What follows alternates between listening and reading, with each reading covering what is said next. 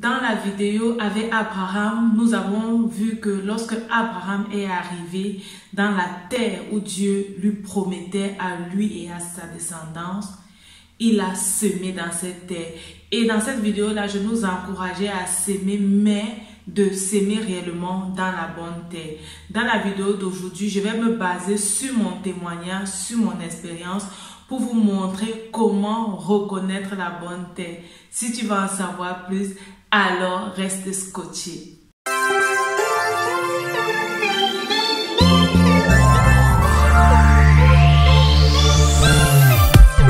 Salut, bienvenue à cette nouvelle émission, bienvenue à quelques minutes d'encouragement.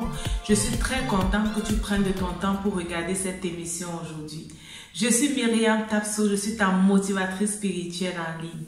Sur cette chaîne, je partage avec toi les trucs et les astuces qui vont te permettre de vivre une vie épanouie sur cette terre, une vie épanouie sur le plan spirituel, une vie épanouie sur le plan financier, une vie épanouie sur le plan familial. Si toi également tu veux être épanoui comme moi, si toi également tu veux vivre cette vie-là qui impacte d'autres personnes, telle est la vie que je désire, je t'encourage à t'abonner sur cette chaîne et à cliquer sur la cloche de notification pour être informé lorsque je publie une nouvelle vidéo.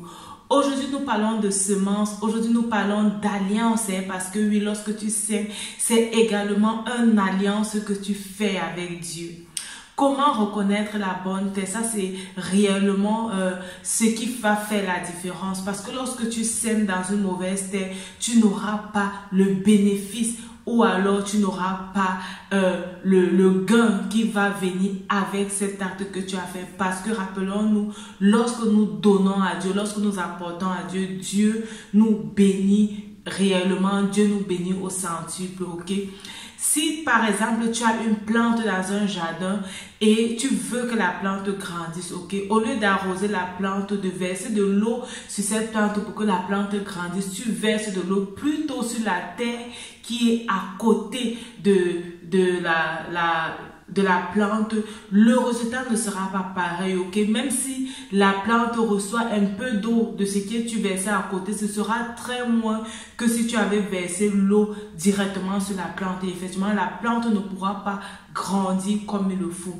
C'est pourquoi il est très important de reconnaître la terre où nous devons s'aimer. Il est très important de reconnaître l'endroit où Dieu veut que nous puissions s'aimer pour réellement profiter de la bénédiction qui se cache derrière notre semence. Lorsque j'ai pensé à cette vidéo ou à cette émission, je me suis dit, il fallait réellement que j'aille sur mon exemple, ok? Parce que, bon, je pense que le témoignage est très bien, le témoignage édifie également. Mais avant d'arriver à mon témoignage, je vais un peu nous donner ce que la Bible dit de la semence. Ici, on va parler d'apporter à l'Éternel. La Bible va te dire, apporte dans la maison de l'Éternel tes biens, tes trésors. On parle ici là de dîmes et d'offrandes, ok? Donc Dieu demande d'apporter dans sa maison, mais Dieu demande également de s'intéresser à la veuve, de bénir la veuve, de bénir les orphelins. Dieu va également nous dire, lorsqu'il était en prison, il avait faim, nous ne lui avons pas rendu visite. À la fin de la vidéo, je vais faire défiler les versets bibliques, donc ne t'inquiète pas si je dis seulement Dieu dit. Toutes ces références dans la Bible et à la fin de la vidéo, je vais nous mettre les versets bibliques et je t'encourage naturellement à méditer sur ces versets bibliques et à laisser Dieu t'instruire par rapport à ça. Donc la parole de Dieu nous demande d'amener dans la maison du trésor nos dîmes et nos offrandes. Et Dieu dit que lorsque tu amènes dans sa maison la dîme et les offrandes, il va te protéger du dévoreur et toi-même tu ne manqueras pas, ok? La maison du trésor, c'est quoi? La maison de l'Éternel, c'est quoi? C'est bien sûr l'église dans laquelle tu pars. C'est bien sûr où tu t'édifies spirituellement. Il y a certains gens, j'écoute, il y a certains gens qui me disent non, moi je ne vais pas à l'église, je n'ai pas d'église. Ok, tu ne pars pas à l'église, mais où est-ce que tu t'édifies spirituellement? Est-ce que tu suis peut-être certaines émissions en ligne, une église précise en ligne, une communauté précise où tu t'édifies spirituellement, ok? Ou qui t'aide à grandir spirituellement dans ta relation avec Dieu, dans ta vie de prière, dans ta vie de sanctification, dans ta vie de méditation de la parole de Dieu. Ça, c'est le côté spirituel. Si tu as réellement cette église-là ou bien ce site-là qui te bénit, cette télé-là qui te bénit spirituellement, tu peux également apporter ta dîme là-bas. Tu peux également faire des offrandes là-bas parce que là-bas aussi c'est la maison de l'Éternel. Donc partout où on va mettre le nom de Dieu devant, où on élève le nom de Dieu, tu peux amener ta dîme là-bas. Tu peux bénir cette communauté-là avec ta dîme et tes offrandes. Maintenant, quel est mon témoignage? Certaines personnes vont dire non, c'est seulement à l'église. Non, mais moi, je te parle réellement d'une expérience personnelle, de mon témoignage, ok? Et également des enseignements que j'ai suivis dans ce domaine-là. Alors, moi, précisément, j'ai commencé à donner la dîme très tôt, ok? J'ai commencé à donner la dîme très tôt. Pourquoi?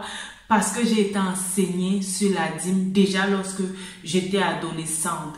Par la grâce de Dieu, ma maman est missionnaire ou a été missionnaire avant d'aller en retraite et elle m'a appris en fait que lorsque tu es enfant de Dieu, tu dois investir dans le royaume de Dieu. Tu investis dans le royaume de Dieu en apportant ta dîme et tes offrandes dans le royaume de Dieu. Et elle nous disait toujours que le missionnaire, ce n'est pas seulement celui qui va en mission, mais c'est également celui-là qui envoie le missionnaire. La bénédiction de Dieu vient sur vous deux, sur celui qui est parti, pareillement sur celui qui l'a envoyé en mission. Et on envoie en mission comment? On envoie en mission par nos dîmes et par nos offrandes. C'est comme ça que tu contribues à la mission du missionnaire, ok? Dieu l'appelle à la mission et Dieu va mettre dans les gens à qui va susciter ce désir de bénir par leurs dons, leurs dîmes et leurs offrandes la mission, parmi lesquels nous sommes comptés, ok? Parmi lesquels nous sommes comptés parce que elle nous a fait comprendre que nous sommes appelés à bénir les missionnaires. Et ça, c'est un enseignement qu'elle m'a donné très tôt.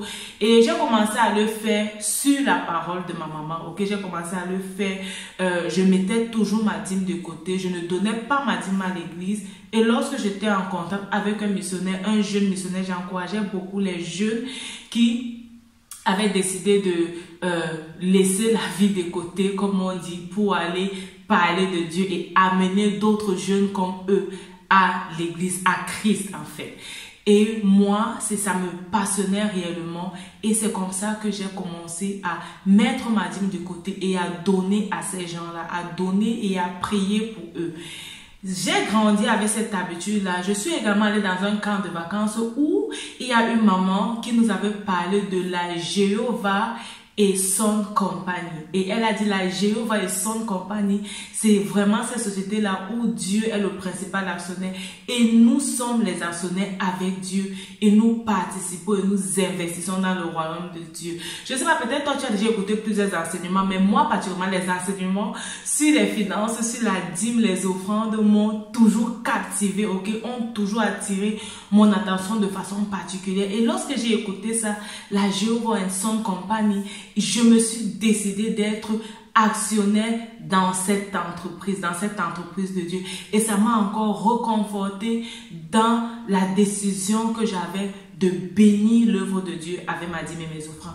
Donc je l'ai fait déjà depuis lorsque j'étais au pays. Et même lorsque je suis en Allemagne, j'ai continué à le faire, ok? J'avais ma dîme et lorsque j'avais ma dîme, qu'est-ce que je faisais? Je mettais de côté et j'appelais les contacts que j'avais au Cameroun pour bénir leur œuvre.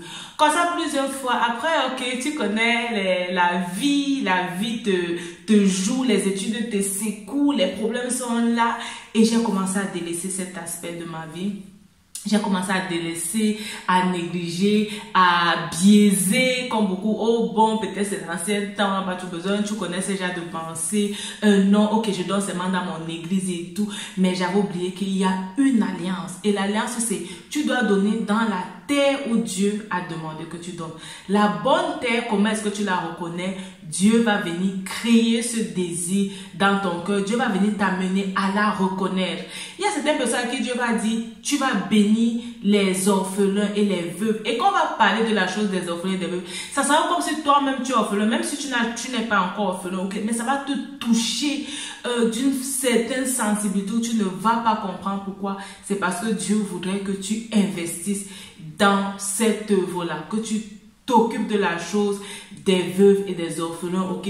Pour moi, c'est quoi? C'est la cause des missionnaires.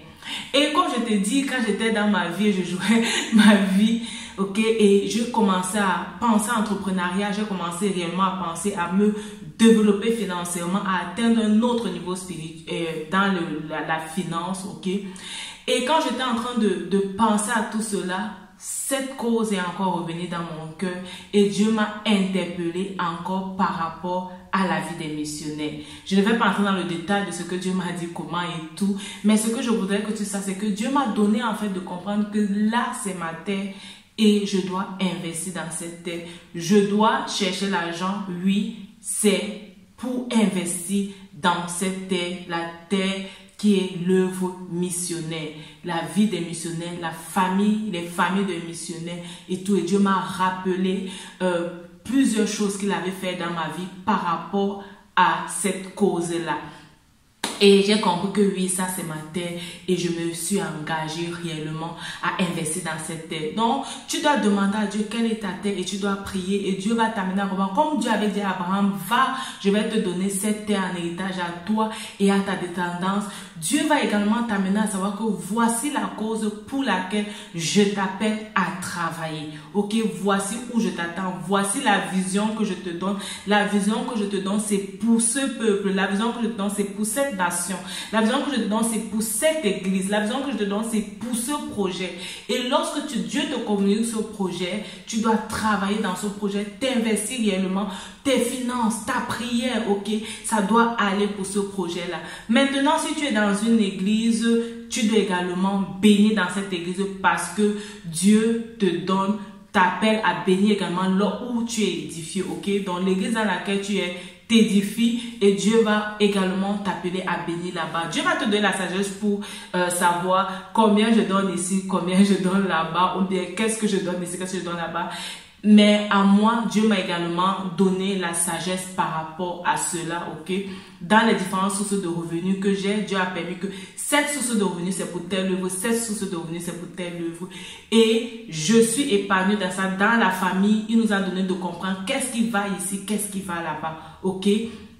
Et avec ça, nous sommes réellement dans la voie de Dieu. Pourquoi? Nous sommes réellement dans la terre que Dieu voudrait que nous soyons et nous voyons réellement la bénédiction de Dieu. Comment est-ce que Dieu te bénit? On pourra parler de ça dans une autre vidéo. Ok, comment est-ce que tu reconnais que ici, ça c'est une bénédiction qui vient de Dieu. Mais toi également, tu sais, ok, la bénédiction de Dieu ne se suit d'aucun chagrin et il y a les faveurs dans ta vie que lorsque Dieu va te faire, tu vas comprendre réellement que ça c'est une faveur qui vient de Dieu et non d'un homme. On pourra avoir encore d'autres vidéos dans ce sens-là. Si tu veux, n'hésite pas, dis-le moi en commentaire.